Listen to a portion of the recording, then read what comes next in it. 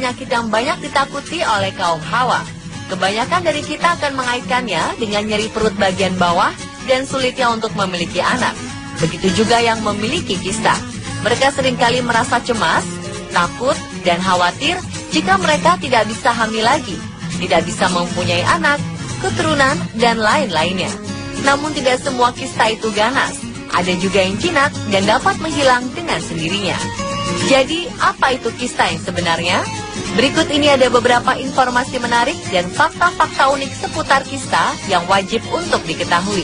Langsung saja kita simak informasi selengkapnya seputar kista berikut ini.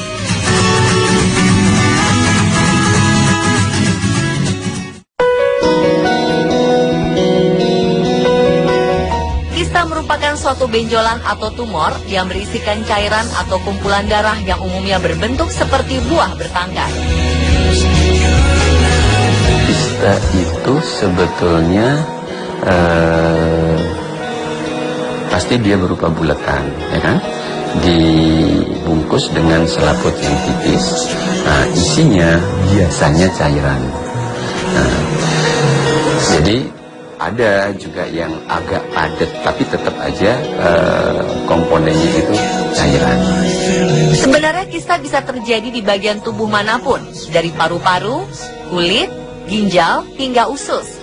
Namun bila kita berbicara kista pada wanita, biasanya terletak pada indung telur. Karena letaknya di indung telur atau ovarium, maka kista ini disebut sebagai kista ovarium. Kista itu sebetulnya setiap bentukan yang isinya cairan, dimanapun itu namanya kista. Ya, cuman pengertian yang umum, kalau ada orang bilang kista, pasti tempatnya di indung telur. Kista terjadi karena lubang tempat keluarnya sel telur tersumbat, sehingga terjadi penumpukan cairan yang kemudian berkembang menjadi kista. Selain itu, kista juga bisa terjadi karena adanya gangguan pada folikel yang tidak bisa melepaskan sel telur, sehingga folikel tersebut dipenuhi oleh cairan dan menyebabkan pembengkakan.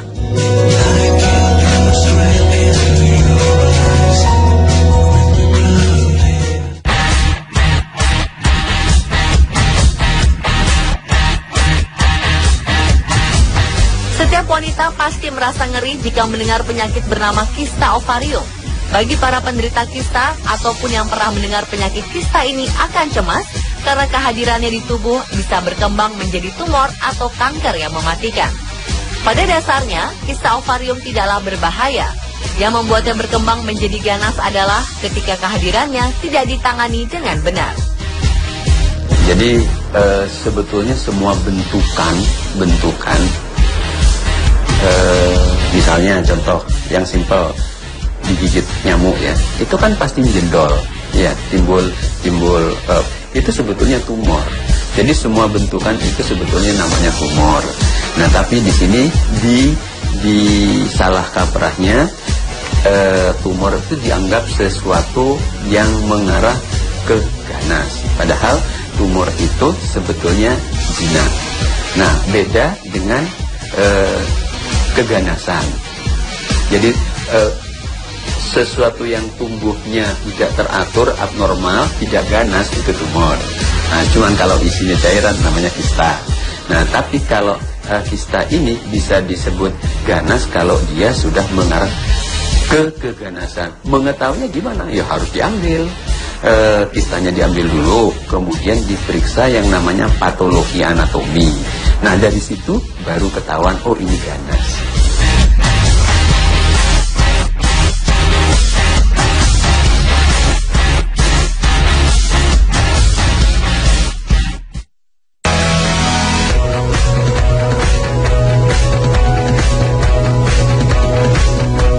Kista folikel atau kista fungsional adalah jenis kista ovarium yang paling sering terjadi. Dalam ovarium terdapat banyak sekali calon telur yang berupa kantung-kantung berisi telur yang belum matang dan disebut sebagai folikel. Folikel berisi cairan melindungi telur sampai matang, yang pada akhirnya akan pecah dan melepaskan telurnya. Namun terkadang folikel tidak melepaskan telur atau tidak menumpahkan cairan dan menyusut setelah telur dilepaskan. Hal ini terjadi karena cairan di dalamnya semakin banyak. Nah, Folikel-folikel tersebut menjadi kista ovarium jenis folikel. Kista folikel ini tidak berbahaya dan sering menghilang dengan sendirinya. Jadi kista itu digolongkan dari isinya biasanya ya. Biasanya kista disebut fungsional atau disebut juga dengan kista folikuler yang tadi bila tidak terjadi ovulasi segala macam itu dia akan terlihat seperti itu dan itu akan hilang dengan sendirinya, makanya namanya fungsional. Yang kedua adalah kista dermoid ovarium.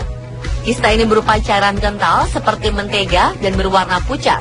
Bentuk kista ini seperti benjolan atau gelembung. Pada kista ini, jaringan yang ada mirip sekali dengan kulit.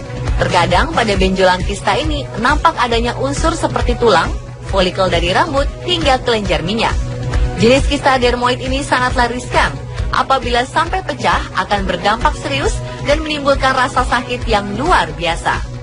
Kalau dermoid itu karena isinya itu terdiri dari organ-organ yang ada di kita. Kayak ada tulangnya, ada rambutnya, kayak gitu. Yang ketiga adalah kista coklat atau endometrium. Kista ini disebut kista coklat karena terdapat penumpukan darah berwarna merah coklat hingga gelap. Kista ini berukuran kecil seperti kacang tanah dan bisa tumbuh lebih besar dari buah anggur. Biasanya jenis kista ini tidak akan menimbulkan gejala terkecuali jika terjadi pecah dan terpuntir. Jika sudah begini, kista coklat dapat mengakibatkan sakit perut, kaku, dan distensi. Nah, kemudian satu lagi kista coklat ini biasanya karena ada endometriosis. Jadi endometriosis itu endometrium asalnya itu sebetulnya ada di bagian dalam dari rahim, tapi dia ada di luarnya rahim dan namanya endometriosis. Nah, kalau dibarengin dengan kista namanya kista endometriosis. Disebut juga dengan karena isinya coklat ya, isinya itu biasanya berwarna coklat.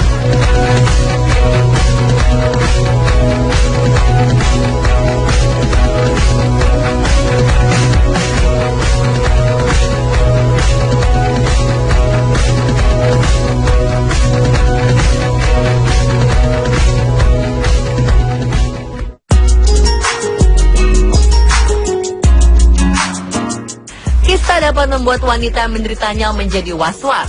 Mungkin diantaranya sering bertanya-tanya, benarkah yang menderita kista akan kesulitan mendapatkan anak?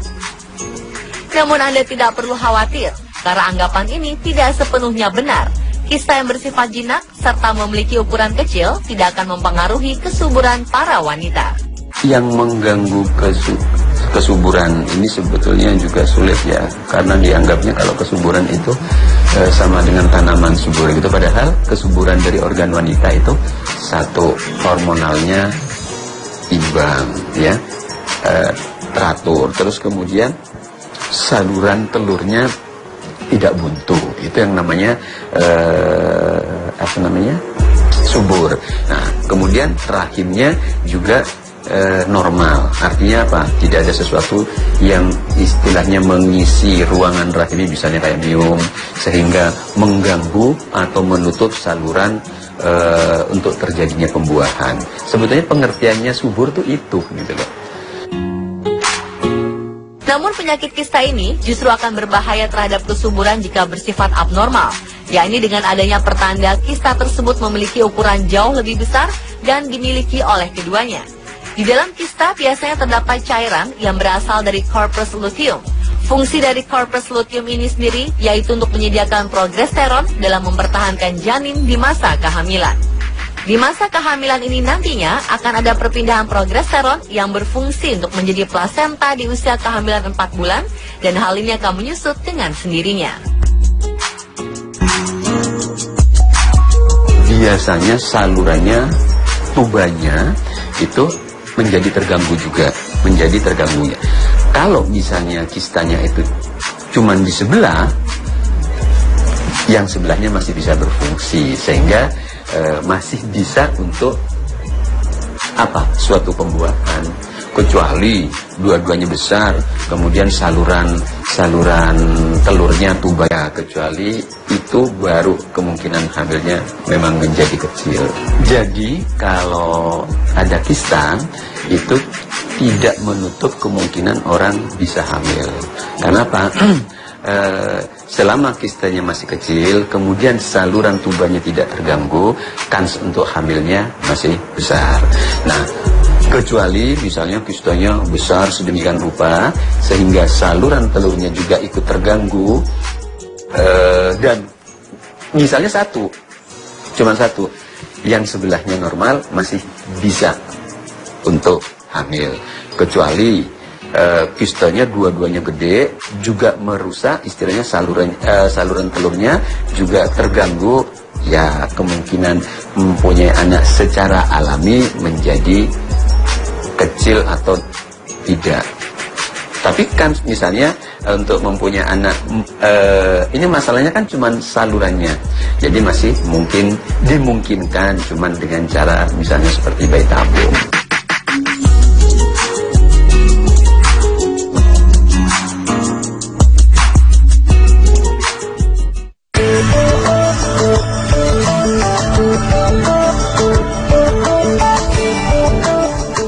Berikutnya yang seringkali kita dengar adalah bahwa gangguan di pola haid atau menstruasi ada hubungannya dengan adanya kista. Contohnya, pola menstruasi yang tidak teratur menjadi indikasi awal adanya kista. Namun kenyataannya, ada banyak sekali penyebab menstruasi tidak teratur. Di antaranya adalah gangguan hormonal atau adanya penyakit struktural pada rahim. Penyakit struktural di rahim inilah yang dapat mengganggu siklus menstruasi, di antaranya adalah mioma uteri, endometriosis, atau kista di ovarium. Yang paling besar sebetulnya pengganggunya atau pengaruhnya adalah keseimbangan hormonal. Makanya disebutkan namanya kalau ada ada perdarahan di antara dua siklus haid, ya, ini mens, ya kan? Kemudian di tengah-tengahnya misalnya men lagi, kan banyak orang menyebutkan seperti itu. Itu sebetulnya karena gangguan keseimbangan hormonal. Itu biasanya disebutnya dysfunction uterine bleeding. Itu bisa terjadi pada orang yang punya kista ataupun tidak. Jadi orang yang tidak punya kista pun mennya bisa terganggu karena keseimbangannya terganggu.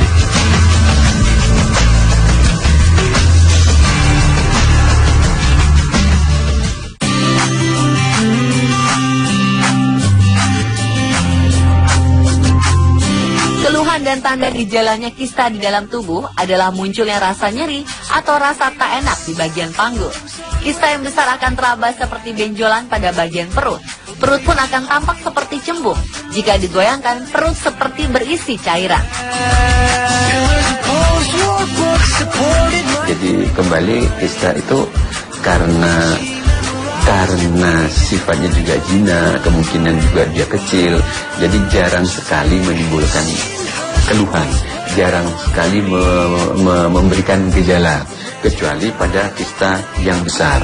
Nah, pada yang kista yang besar, memang dia akan menimbulkan rasa nyeri, mungkin di bagian bawah perut. Karena apa? Dia sudah menekan organ-organ sekitarnya. Gejala dari kista, ya, hampir semua kista itu tidak menimbulkan gejala, apalagi yang kecil. Makanya kista itu biasanya ditemukan pada saat di USG. Yang besar pun kadang-kadang tidak menimbulkan gejala, ya. Ada yang menimbulkan gejala. Kenapa? Dengan besarnya kista tadi, dia menekan daerah sekitarnya, organ-organ sekitarnya, sehingga menimbulkan rasa nyeri di perut bagian bawah dan sekitarnya. Terkadang walaupun besar, dia juga tidak menimbulkan gejala. Kenapa? Memang gejalanya minimal gitu.